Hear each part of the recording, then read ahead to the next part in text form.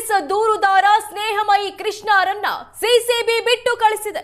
ನಿನ್ನೆ city civil court ಬಳಿ ಸ್ನೇಹಮಯಿಯನ್ನ CCB ವಶಕ್ಕೆ ಪಡೆದಿತ್ತು. ಬಂಧನ ಅಂತ ಪ್ರೆಸ್ ನೋಟ್ ರಿಲೀಸ್ ಮಾಡಿ ಈಗ ಬಿಟ್ಟು ಕಳಿಸಿದೆ ಸಿಸಿಬಿ. ಕೋರ್ಟ್ಗೆ ಹಾಜರು ಪಡಿಸುತ್ತೇವೆ ಎಂದಿದ್ದ ಸಿಸಿಬಿ ಈಗ ಬಿಟ್ಟು ಕಳಿಸಿದ್ಯಾಕೆ? ಸ್ನೇಹಮಯಿ ಬಂಧನಕ್ಕೆ ವಿರೋಧ ವ್ಯಕ್ತವಾಗ್ತಿದ್ದಂತೆ ಸಿಸಿಬಿ ಬಿಟ್ಟು ಕಳಿಸಿದೆ. ಕೋರ್ಟ್ಗೆ ಬಂದಿದ್ದ ದೂರುದಾರ ಸ್ನೇಹಮಯಿಯನ್ನ ನಿನ್ನೆ ಸಿಸಿಬಿ ವಶಕ್ಕೆ ಪಡೆದಿದ್ರು. ಮುಖ್ಯ ಕಾರ್ಯದರ್ಶಿ ವಿರುದ್ಧ ಲಂಚದ ಆರೋಪ ಮಾಡಿದ್ದ ಸ್ನೇಹಮಯಿ ಕೃಷ್ಣ ಅವರನ್ನ ನಿನ್ನೆ ಬಂಧನ ಮಾಡಲಾಗಿತ್ತು. ಮುಡಾ ಮಾಜಿ ಆಯುಕ್ತ ಬಿ ನಟೇಶ್ ರಿಂದ ಲಂಚ ಸ್ವೀಕಾರ ಅನ್ನೋ ಆರೋಪ ಮಾಡಿದ್ರು. ಆರೋಪ ಮಾಡಿದ ಬೆನ್ನಲ್ಲೇ ಸ್ನೇಹಮಯಿಯನ್ನ ಸಿಸಿಬಿ ವಶಕ್ಕೆ ಪಡೆದಿದ್ರು. ಮುಡಾ ಕೇಸ್ ದೂರುದಾರ ಸ್ನೇಹಮಯಿ ಕೃಷ್ಣರನ್ನ ವಶಕ್ಕೆ ಪಡೆದಿದ್ದ ಸಿಸಿಬಿ ಈಗ ಬಿಟ್ಟು ಕಳಿಸಿದ್ದಾರೆ. ಬಂಧನ ಅಂತ ಪ್ರೆಸ್ ನೋಟ್ ರಿಲೀಸ್ ಮಾಡ್ತಾರೆ. ಪ್ರೆಸ್ ನೋಟ್ ರಿಲೀಸ್ ಮಾಡಿ ಈಗ ಏಕಾಏಕಿ ಬಿಟ್ಟು ಕಳಿಸಿದ್ದಾರೆ. ಹಾಗಾದ್ರೆ ಯಾಕಾಗಿ ಬಿಟ್ಟು ಕಳಿಸಿದ್ರು? ಕೋರ್ಟ್ಗೆ ಹಾಜರು ಪಡಿಸುತ್ತೇವೆ ಎಂದಿದ್ದ ಸಿಸಿಬಿ ಈಗ ವಾಪಸ್ ಕಳಿಸಿದ್ ಯಾಕೆ ಅನ್ನೋ ವಿಚಾರ ಸಂಬಂಧ ಸಾಕಷ್ಟು ಅನುಮಾನ ವ್ಯಕ್ತವಾಗ್ತಾ ಇದೆ.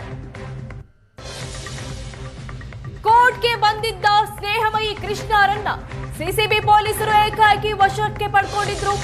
ಸತತ 17 ಗಂಟೆಗಳ ವಿಚಾರಣೆ ನಡೆಸ್ತಾರೆ. ಅರೆಸ್ಟ್ ಮಾಡ್ತೀವಿ ಅಂತ ಪ್ರೆಸ್ ನೋಟ್ ಅನ್ನ ಕೂಡ ರಿಲೀಸ್ ಮಾಡ್ತಾರೆ. ರಿಲೀಸ್ ಮಾಡಿ ಇವತ್ತು ಏಕಾಏಕಿ ಬಿಟ್ಟು ಕಳಿಸಿದ್ದಾರೆ. ಸ್ನೇಹಮಯಿ ಬಂಧನಕ್ಕೆ ಸಾಕಷ್ಟು ವಿರೋಧ ವ್ಯಕ್ತವಾಗಿತ್ತು. ಈ ಬೆನ್ನಲ್ಲೇ ಈಗ ಅವರನ್ನ ರಿಲೀಸ್ ಮಾಡಿರೋದು ಮತ್ತಷ್ಟು ಅನುಮಾನಕ್ಕೆ ಎಡೆ ಮಾಡಿಕೊಟ್ಟಿದೆ.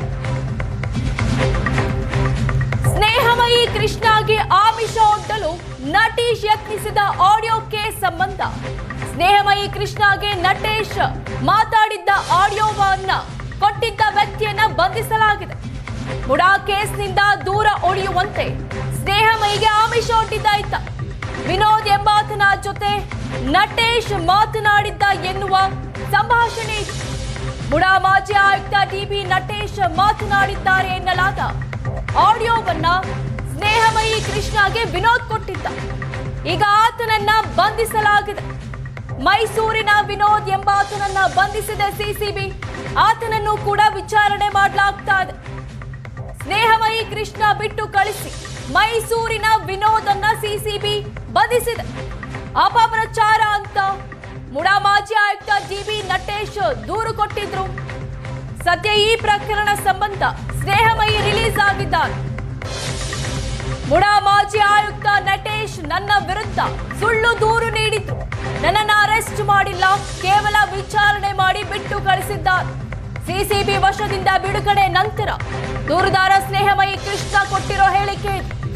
ಮುಖ್ಯ ಕಾರ್ಯದರ್ಶಿ ಶಾಲಿನಿ ರಜನೀಶ್ ಕ್ಷಮೆ ಕೇಳಿದ್ದಾರೆ. ಸ್ನೇಹಮಯಿ ಕೃಷ್ಣ ಶಾಲಿನಿ ರಜನೀಶ್ ವಿರುದ್ಧ ಲಂಚದ ಆರೋಪ ಮಾಡಿದ್ರು. ಸ್ನೇಹಮಯಿ ಕೃಷ್ಣ ತಪ್ಪು ಮಾಹಿತಿಯಿಂದ ಆರೋಪ ಮಾಡಿದ್ದೆ ಅಂತ ಸ್ನೇಹಮಯಿ ಕ್ಷಮೆ ಕೇಳಿದ್ದಾರೆ. ಶಾಲಿನಿ ರಜನೀಶ್ ವಿರುದ್ಧ ವಿನೋದ್ ಎಂಬಾತ ತಪ್ಪು ಮಾಹಿತಿ ನೀಡಿದ್ದ. ವಿನೋದ್ ನೀಡಿದ ತಪ್ಪು ಮಾಹಿತಿಯಿಂದ ಸಿಎಸ್ ವಿರುದ್ಧ ಆರೋಪಿಸಿದ್ದ. ವಿನೋದ್ ನನ್ನನ್ನ ಬಳಸಿಕೊಳ್ಳುವ ಪ್ರಯತ್ನ ಮಾಡಿದ್ದಾನೆ ಅಂತ ಸ್ನೇಹಮಯಿ ಕೃಷ್ಣ ಹೇಳಿದ್ದಾರೆ. ಆಡಿಯೋವನ್ನು ಹರಿಬಿಡಲಾಗಿದೆ ಅನ್ನೋ ಆರೋಪಕ್ಕೆ ಸಂಬಂಧಪಟ್ಟ ಹಾಗೆ ವಿಚಾರಣೆ ನಡೆಸಿದ ಸ್ನೇಹಮಯಿ ಕೃಷ್ಣ ಅವರು ನನ್ನ ಜೊತೆಗಿದ್ದಾರೆ. ಸರ್ ನಮಸ್ತೆ. ಏನು ಇವತ್ತು ವಿಚಾರಣೆ ಹಾಜರಾಗಿದ್ರಿ, ಏನು ಹೇಳ್ತೀರಾ ಸರ್? ನಟೇಶ್ ಅವರು ಏನು ದೂರು ಕೊಟ್ಟಿದ್ರು, ಅದಕ್ಕೆ ಸಂಬಂಧಪಟ್ಟಾಗೆ ವಿಚಾರಣೆ ಮಾಡಬೇಕು ಅಂತ ನಾನು ಕರ್ಕೊಂಬಂದರು. ವಿಚಾರಣೆ ಮಾಡೋ ಸಂದರ್ಭದಲ್ಲಿ ನನ್ನ ಹತ್ರ ಎಲ್ಲರೂ ಸಾಕ್ಷ್ಯಗಳನ್ನು ಕೊಟ್ಟು ನಾನು ಯಾವುದೇ ಆಡಿಯೋನಾಗಲಿ ದಾಖಲೆ ಸೃಷ್ಟಿ ಮಾಡಿಲ್ಲ. ನನಗೆ ಅಧಿಕೃತವಾಗಿ ವಾಟ್ಸಪ್ ಮೂಲಕನೇ ಬಂದಿದೆ, ಯಾರ ಮುಖಾಂತರ ಬಂದಿದೆ, ಯಾವಾಗ ಬಂದಿದೆ ಹೇಳಿ ನಾನು ತೋರಿಸಿದ ನಂತರ ಸೊ ಏನು ನನಗೆ ಮಾಹಿತಿ ದಾಖಲೆ ಕೊಟ್ಟಿದ್ದರು ಪ್ರತಾಪ್ ಅವ್ರ ಮುಖಾಂತರ. ಆ ವಿನೋದ್ ಅವರು ಕೂಡ ಕರೆದು ನನ್ನ ಮುಂದೆ ವಿಚಾರಣೆ ಮಾಡೋ ಸಂದರ್ಭದಲ್ಲಿ ಆಡಿಯೋ ನಿಜ ಅಂತ ತಿಳಿದು ಬಂದಿದೆ. ಮತ್ತು ಎಷ್ಟು ನಿಮಿಷಗಳ ಆಡಿಯೋ ಇದೆ, ಅಲ್ಲಿ ಏನೇನಿದೆ ಅನ್ನೋದು ಕೂಡ ತಿಳಿದು ಬಂದಿದೆ. ಅದೇ ರೀತಿ ಏನು ಲೋಕಾಗ್ಯಕ್ಕೆ ದುಡ್ಡು ಕೊಟ್ಟಿದ್ದಾರೆ ಅದಕ್ಕೆ ಸಂಬಂಧಪಟ್ಟ ಫೋಟೋ ಇರೋದು ಕೂಡ ತಿಳಿದು ಬಂದಿದೆ. ಆದರೆ ಶಾಲಿನಿ ರಜನೀಶ್ ಅವರು ಬಡ್ತಿ ನಡೆ ವಿಚಾರದಲ್ಲಿ ಏನು ಲಂಚ ಪಡೆದಾರೆ ಅಂತೇಳಿ ಆರೋಪ ಆಯಿತು. ಅದಕ್ಕೆ ಸಂಬಂಧಪಟ್ಟಾಗೆ ವಿನೋದ್ ಈಗ ಉಲ್ಟಾ ಹೊಡೆದಿದ್ದಾರೆ. ಆದರೆ ನಮ್ಮ ಹತ್ರ ನೇರವಾಗಿ ಹೇಳಿದ್ದು ಶಾಲಿನಿ ರಜನೀಶ್ ಅಂತ ಹೇಳಿದರು. ಆದರೆ ಇಲ್ಲ, ನಾನು ಶಾಲಿನಿ ರಜನೀಶ್ ಅಂತ ಹೇಳಿರಲಿಲ್ಲ, ಬೇರೆ ಪ್ರಭಾವಿ ವ್ಯಕ್ತಿ ಅಂತ ಹೇಳಿದೆ ಅಂತ ಹೇಳ್ತಾರೆ. ಹಾಗಾಗಿ ಅದರ ಬಗ್ಗೆ ತನಿಖೆ ನಡೆದಂಥ ಸಂದರ್ಭದಲ್ಲಿ ಯಾರು ಏನು ಅಂತ ಸ್ವಲ್ಪ ಸ್ಪಷ್ಟ ಗೊತ್ತಾಗುತ್ತೆ. ಅಂದ್ರೆ ಈಗ ಭರ್ತಿ ನಡೆದಿರೋ ವಿಚಾರದಲ್ಲಿ ಅಕ್ರಮ ನಡೆದಿರೋ ಸತ್ಯ ಅನ್ನೋ ವಿಚಾರಕ್ಕೆ ನೀವು ಇವಾಗಲೂ ಸ್ಟ್ಯಾಂಡ್ ಆಗಿದ್ದೀರಾ? ಹೌದು, ಈಗ ವಿನೋದ್ ಕೂಡ ಅದು ತನಿಖಾಧಿಕಾರಿ ಬಂದು ಹೇಳಿದ್ದಾರೆ, ಮತ್ತು ಅದಕ್ಕೆ ಪೂರಕ ಅವ್ರು ಕೆಲವು ಅಂಶಗಳನ್ನು ಕೂಡ ತನಿಖಾಧಿಕಾರಿ ಗಮನಕ್ಕೆ ತಂದಿದ್ದಾರೆ. ಸೊ ಅವೆಲ್ಲ ತನಿಖೆ ನಡೆದ ನಂತರ ಸತ್ಯ ಗೊತ್ತಾಗ್ತದೆ. ಅಂದ್ರೆ ನೀವು ಇನ್ನು ಈ ಬಗ್ಗೆ ಮಾತಾಡೋದಕ್ಕೆ ಖುದ್ದು ಸ್ನೇಹಮಯಿ ಕೃಷ್ಣ ಅವರೇ ನಮ್ಮ ಜೊತೆ ಇದ್ದಾರೆ. ಸ್ನೇಹಮಯಿ ಕೃಷ್ಣ ಅವರೇ ನಮಸ್ಕಾರ. ನನ್ನ ಧ್ವನಿ ಕೇಳಿಸ್ತಾ ಇದ್ಯಾ?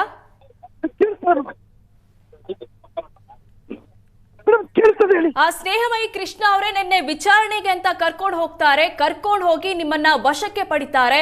ಇವತ್ತು ಏಕಾಏಕಿ ನಿಮ್ಮನ್ನ ಬಿಟ್ಟು ಕಳಿಸಿದ್ದಾರೆ. ಏನ್ ಹೇಳ್ತೀರಾ? ವಶಕ್ಕೆ ಪಡ್ತಾರಿಲ್ಲ, ವಿಚಾರಣೆ ಕರೆದಿದ್ದಾರೆ ಅಷ್ಟೇ. ಆ ವಿಚಾರಣೆ ಸಂದರ್ಭದಲ್ಲಿ ಏನನ್ನ ಆರೋಪ ಸಂಬಂಧಪಟ್ಟ ಮಾಹಿತಿ ಸಾಕ್ತಿಗಳನ್ನ ಕೇಳೋದು ಅವೆಲ್ಲನೂ ಕೂಡ ವಿವರವಾಗಿ ಕೊಟ್ಟಿದ್ದೀನಿ. ಅದಾದ ನಂತರ ವಿನೋದ್ ಅಂತೇಳಿ ನನ್ಗೆ ಏನು ಮಾಹಿತಿ ದಾಖಲೆ ಕೊಟ್ಟಿದ್ರು ಅವ್ರನ್ನ ಕರ್ಕೊಂಡ್ಬಂದು ಅವರು ಕೂಡ ನನ್ನ ಮುಂದೆ ವಿಚಾರಣೆ ಮಾಡಿ ತಿಳಿದ ನಂತರ ಈ ಒಂದು ಕೃತ್ಯದಲ್ಲಿ ನಾನು ಏನು ಅಪರಾಧ ಕೃತ್ಯ ಮಾಡಿಲ್ಲ, ಅದು ಸಣ್ಣ ತಪ್ಪು ಮಾಡಿದ್ದೀನಿ ಅಂತೇಳಿ ಗೊತ್ತಾದ್ರಿಂದ ನನ್ನನ್ನ ನ್ಯಾಯಾಂಗ ಬಂಧನಕ್ಕೊಳಪಡಿಸಿ ಬಿಡುಗಡೆ ಮಾಡಿದ್ದಾರೆ. ಸ್ನೇಹಮಯಿ ಅವರೇ, ಒತ್ತಡ ಬಿತ್ತ ನಿಮ್ಮನ್ನ ಅರೆಸ್ಟ್ ಅಂದ್ರೆ ವಶಕ್ಕೆ ಪಡೆದಿದ ತಕ್ಷಣ ಸಾಕಷ್ಟು ಅನುಮಾನ ವ್ಯಕ್ತವಾಗಿತ್ತು. ಇವತ್ತು ಅವರೇ ಪ್ರೆಸ್ ನೋಟ್ ಕೂಡ ರಿಲೀಸ್ ಮಾಡಿದ್ರು ಬಂಧನ ಮಾಡ್ತೀವಿ ಅಂತ. ಆದ್ರೆ ಇವತ್ತು ಏಕಾಏಕಿ ಬಿಟ್ಟಿದ್ದಾರೆ. ಏನ್ ಹೇಳ್ತೀರಾ? ಮೇಡಮ್, ಯಾವುದೇ ಒತ್ತಡ ಇರಲಿಲ್ಲ. ಸಹಜವಾಗಿ ಪ್ರಶ್ನೆ ಮಾಡಿದರೆ ನಾನು ಸಹಜವಾಗಿ ಉತ್ತರ ಕೊಟ್ಟಿದ್ದೀನಿ. ಸರ್, ಮೊದಲಿಗೆ ನಿಮ್ಮನ್ನ ಎಲ್ಲೆಲ್ಲಿ ಕರ್ಕೊಂಡು ಹೋದ್ರು, ಏನ್ ವಿಚಾರಣೆ ಮಾಡಿದ್ರು, ಯಾವೆಲ್ಲ ಪ್ರಶ್ನೆಗಳನ್ನ ಕೇಳಲಾಯ್ತು ಸರ್? ಮೇಡಮ್, ಮೊದಲು ನನಗೆ CCB ಕರ್ಕೊಂಡು ಹೋಗಿದ್ರು. ಅಲ್ಲಿಂದ ಇಲ್ಲಿ ಸೈಬರ್ ಠಾಣೆ ಕರ್ಕೊಂಬಂದರು. ಏನು ದಿನೇಶ್ ಅವರು ಆರೋಪ ಮಾಡಿದ್ರು, ಆರೋಪಕ್ಕೆ ಪೂರಕವಾಗಿ ಒಂದೊಂದು ಅಂಶಕ್ಕೂ ಕೂಡ ಅವರು ಸ್ಪಷ್ಟೀಕರಣ ಕೇಳಿದ್ರು. ಅದಕ್ಕೆಲ್ಲದಕ್ಕೂ ಕೂಡ ನಾನು ಸ್ಪಷ್ಟೀಕರಣ ಕೊಟ್ಟು ಅದಕ್ಕೆ ಪೂರಕವಾಗಿ ನನ್ನ ಬಳಿ ಏನು ಸಾಕ್ಷ್ಯಗಳಿತ್ತು ಅದೆಲ್ಲನೂ ಕೂಡ ಕೊಟ್ಟಿದ್ದೀನಿ. ಸರ್, ಪ್ರಭಾವಿ ಅಧಿಕಾರಿಗಳ ಮೇಲೆ ನೀವು ಲಂಚದ ಆರೋಪ ಮಾಡಿದ್ದಕ್ಕೆ ನಿಮ್ಮ ಮೇಲೆ ಈ ರೀತಿ ಒಂದು ಬಂಧನ ಮಾಡುವ ಪ್ರಯತ್ನ ಆಯ್ತಾ? ಮೇಡಮ್, ಬಂಧನ ಮಾಡೋ ಪ್ರಯತ್ನ ಮಾಡಿಲ್ಲ, ವಿಚಾರಣೆಗಷ್ಟೇ ಕರ್ಕೊಂಬಂದಿದ್ದಾರೆ ಮೇಡಮ್. ನಾನು ಬಂಧನ ಮಾಡುವಂಥ ವಿಚಾರನ ಅವರೆಲ್ಲೂ ಪ್ರಸ್ತಾಪ ಮಾಡಲೇ ಇಲ್ಲ. ಸರ್, ವಿಚಾರಣೆ ವೇಳೆ CCB ಅಧಿಕಾರಿಗಳು ನಿಮ್ಮ ಮೇಲೆ ಏನಾದರೂ ಒತ್ತಡ ಹಾಕಿದ್ರೆ, ಯಾಕಂದ್ರೆ ನಿಮ್ಮ ಬಳಿ ಕೋರ್ಟ್ಗೆ ಸಂಬಂಧಪಟ್ಟಂತಹ ಸಾಕಷ್ಟು ದಾಖಲೆಗಳು ಇದಾವೆ, ನಿಮ್ಮ ಮೇಲೆ ಯಾವುದಾದ್ರೂ ಪ್ರೆಷರ್ ಏನಾದರೂ ಹಾಕಿದ್ರಾ ವಿಚಾರಣೆ ಸಂದರ್ಭದಲ್ಲಿ? ಖಂಡಿತ ಇಲ್ಲ ಮೇಡಮ್. ಎಲ್ಲ ಅಧಿಕಾರಿಗಳು ನನ್ನ ಜೊತೆ ತುಂಬ ಆತ್ಮೀಯತೆಯಿಂದ ನಡ್ಕೊಂಡಿದ್ದಾರೆ. ಮತ್ತು ಮೋಡ ಪ್ರಕರಣಕ್ಕೆ ಸಂಬಂಧಪಟ್ಟವ್ರು ಏನೂ ಕೇಳಲಿಲ್ಲ.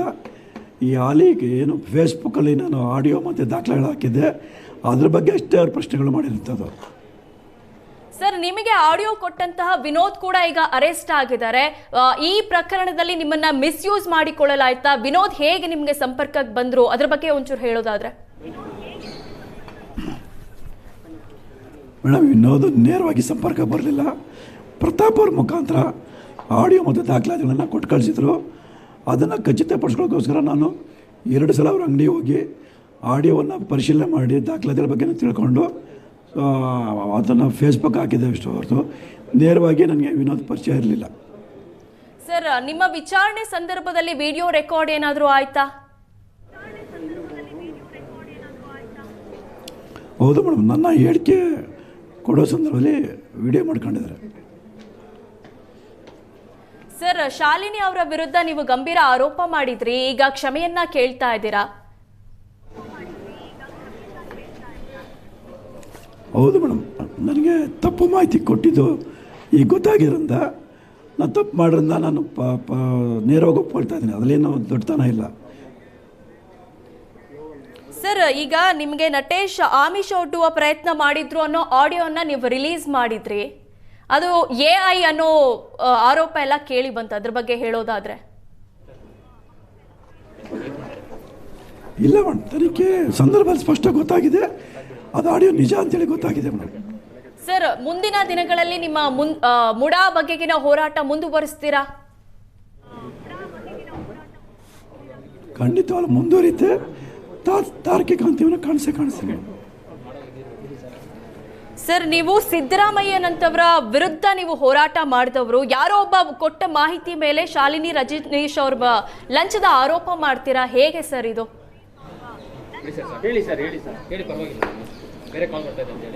ಮೇಡಮ್ ಒಂದು 10 ನಿಮಿಷ ಮಾಡ್ತೀನಿ ಮೇಡಮ್.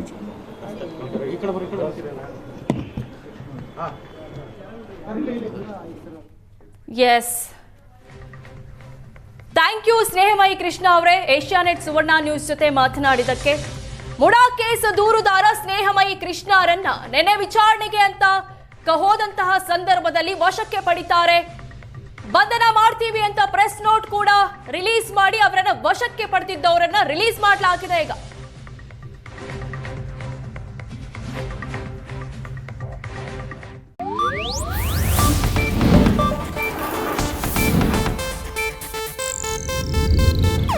ಇದು ಏಷ್ಯಾನೆಟ್ ನ್ಯೂಸ್ ನೆಟ್ವರ್ಕ್ ಪ್ರಸ್ತುತಿ.